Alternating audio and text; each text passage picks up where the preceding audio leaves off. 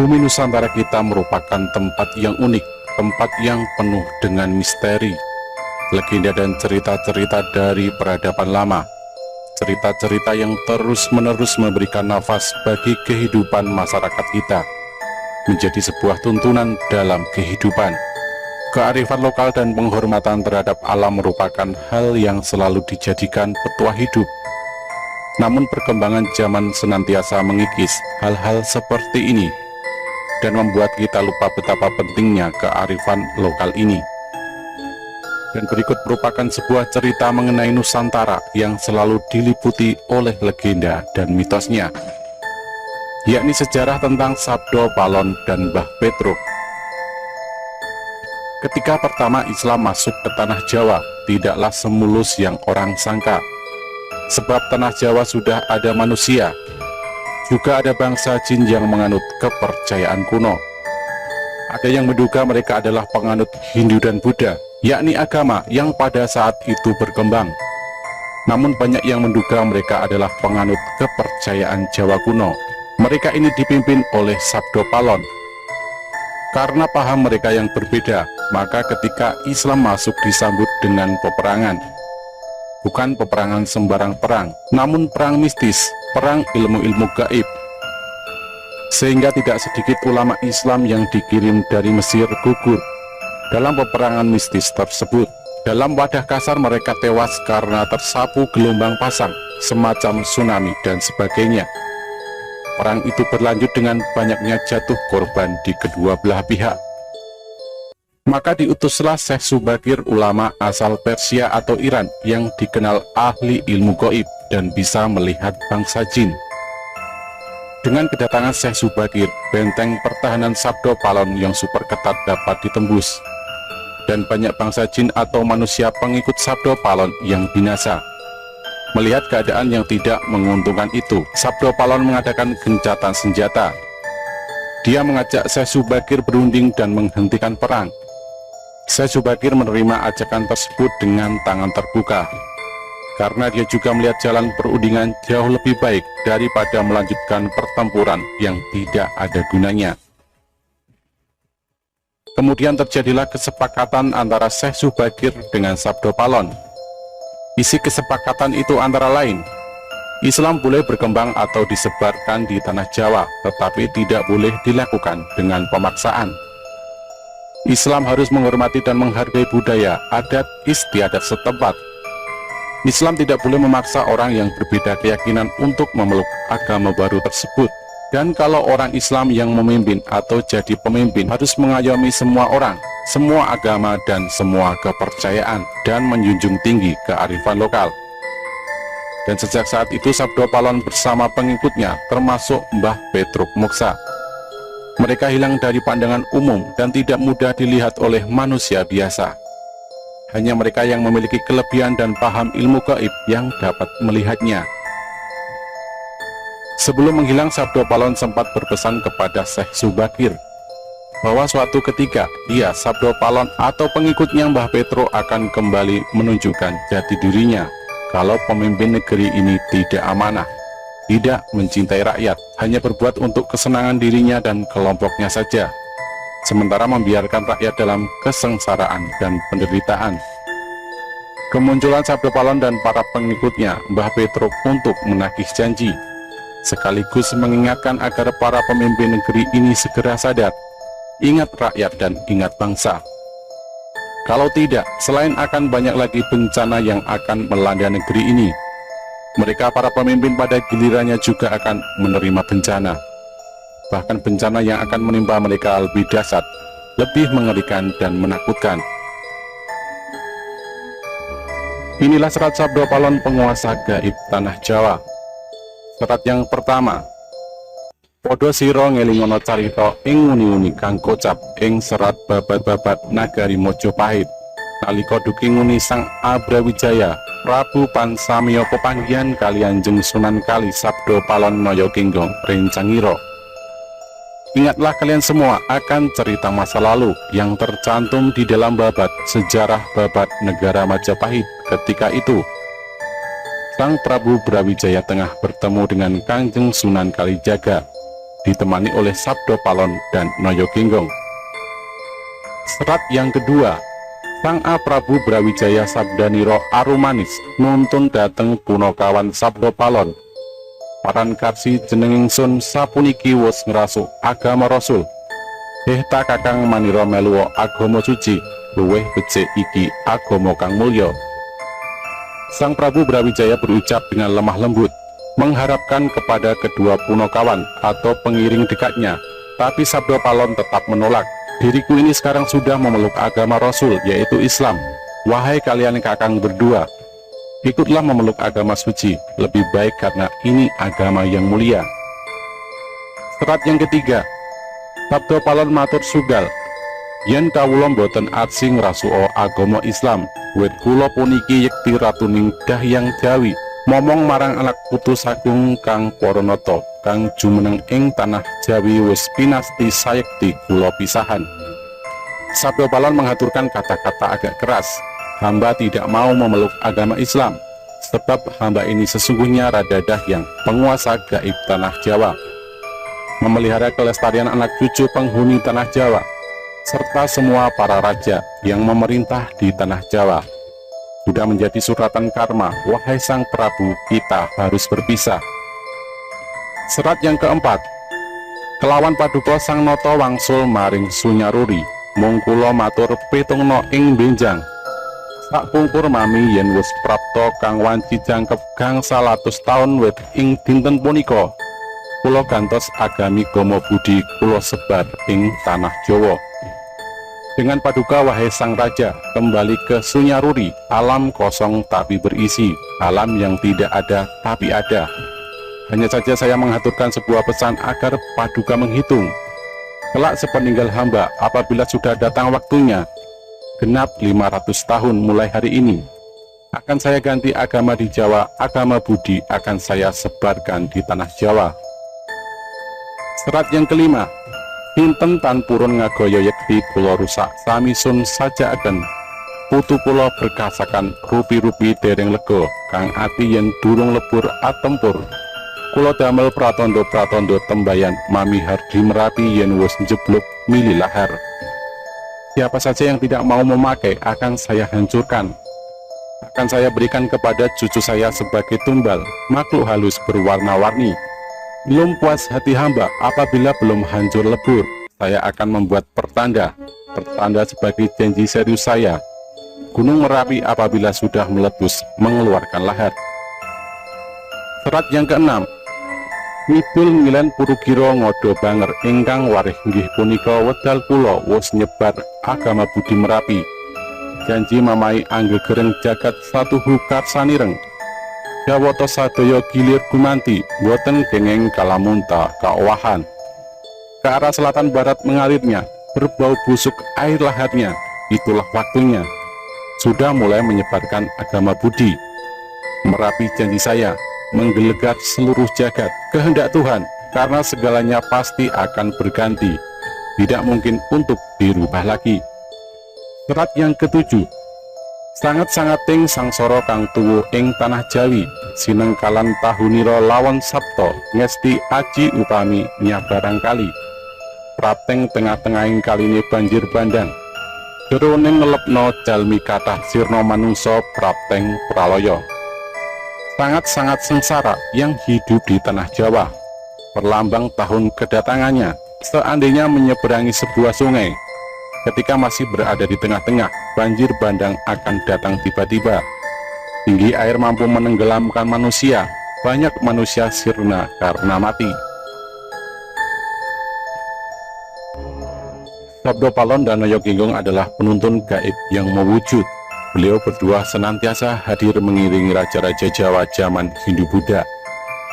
Beliau berdua pergi meninggalkan tanah Jawa semenjak keruntuhan Majapahit pada tahun 1400 Saka atau 1478 Masehi, terkenal dengan Surya Sangkala yang sangat populer di Jawa, yaitu Sirna Ilang Kertaning Bumi. Kalimat Kertaning Bumi diambil dari nama asli Prabu Brawijaya Pamungkas, yaitu Raden Kertabumi.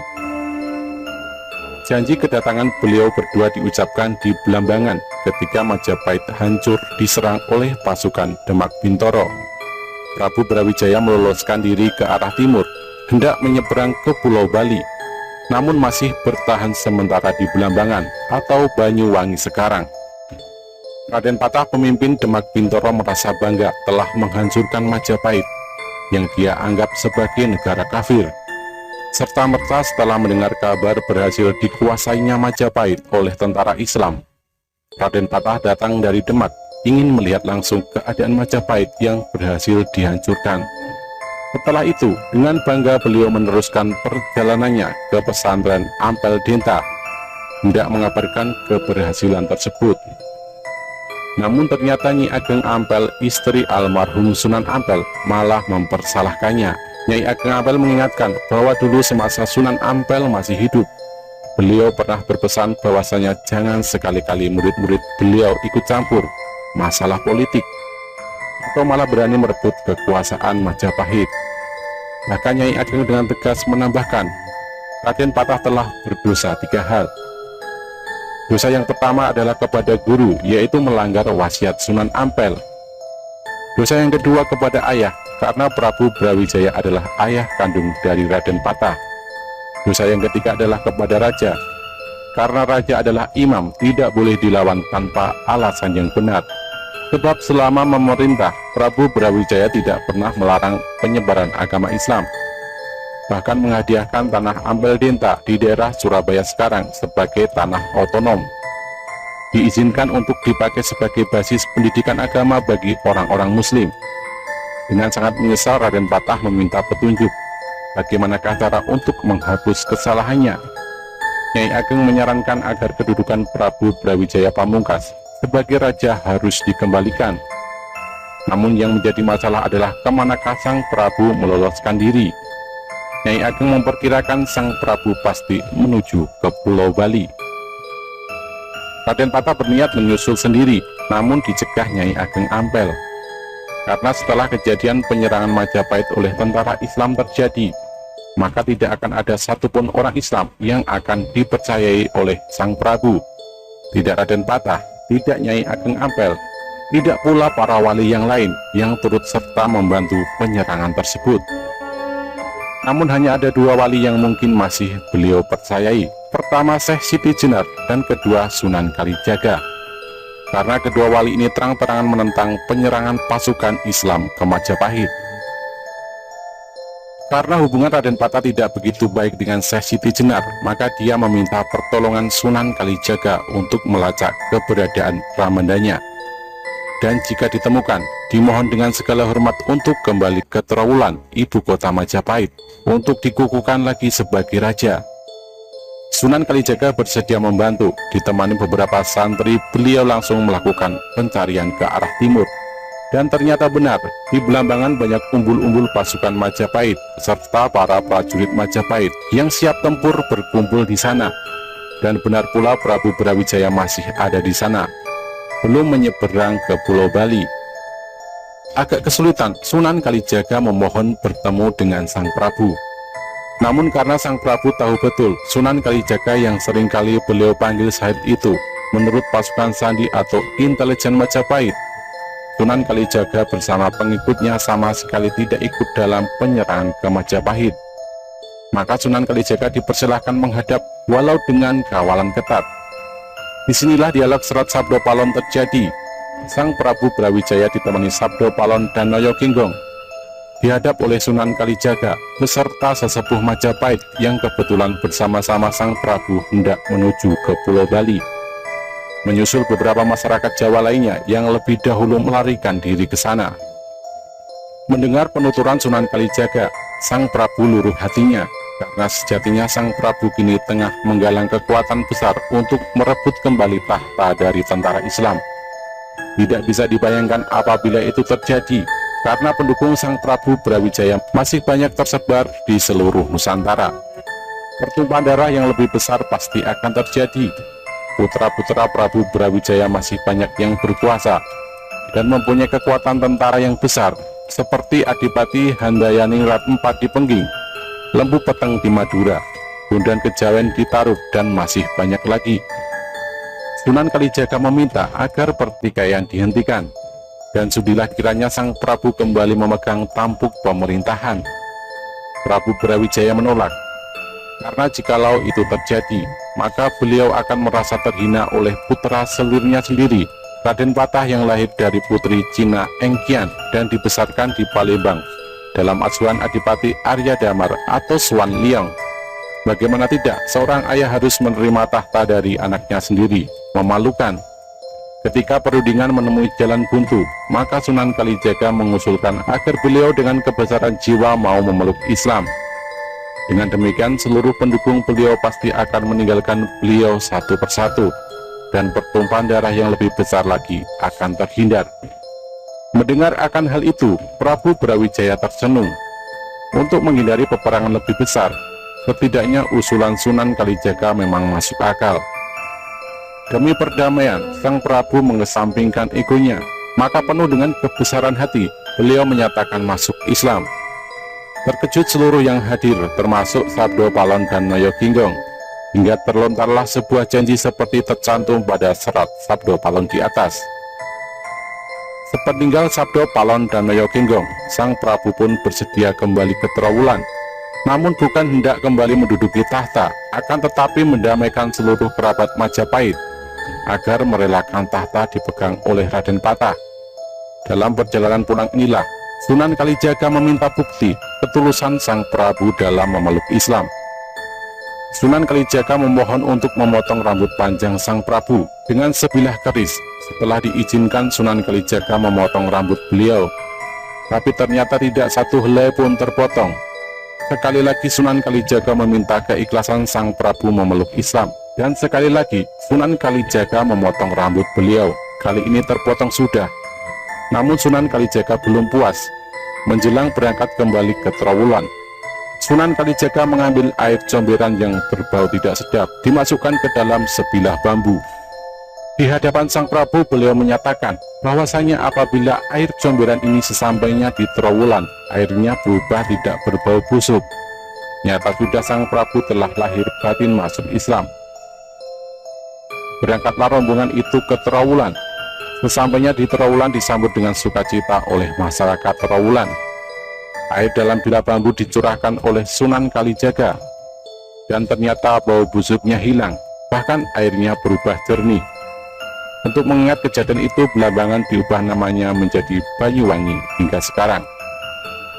Tidak berapa lama di Trowulan, Sang Prabu jatuh sakit. Putra-putranya datang berkumpul. Melalui Sunan Kalijaga, beliau mengamanatkan agar menghentikan pertumpahan darah Hindu-Buddha dengan Islam.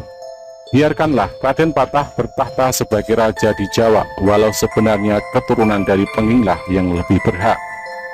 Menjelang akhir hayat beliau berpesan agar di atas pusara makam beliau jangan diberi tanda bahwasanya beliau adalah Prabu Brawijaya, Raja Majapahit terakhir. Namun tandailah dengan nama Putri Campa Anarawati, permaisuri beliau, sebab beliau merasa diperhinakan sebagaimana wanita oleh putranya sendiri. Dan penghinaan itu didukung oleh permaisurinya sendiri, Dewi Anarawati, Putri Campa yang beragama Islam. Dewi Anarawati inilah bibi dari Sunan Ampel. Dewi Anarawatilah yang menyarankan agar Sang Prabu memberikan Ampel Deta kepada Sunan Ampel untuk didirikan sebuah pesantren Islam. Maka jangan heran apabila di Trowulan tidak diketemukan makam Prabu Brawijaya, melainkan Putri Campa. Padahal makam Putri Campa yang asli berada di Gresik. Begitu Majapahit diserang pasukan Islam, beliau diungsikan ke Gresik hingga beliau wafat.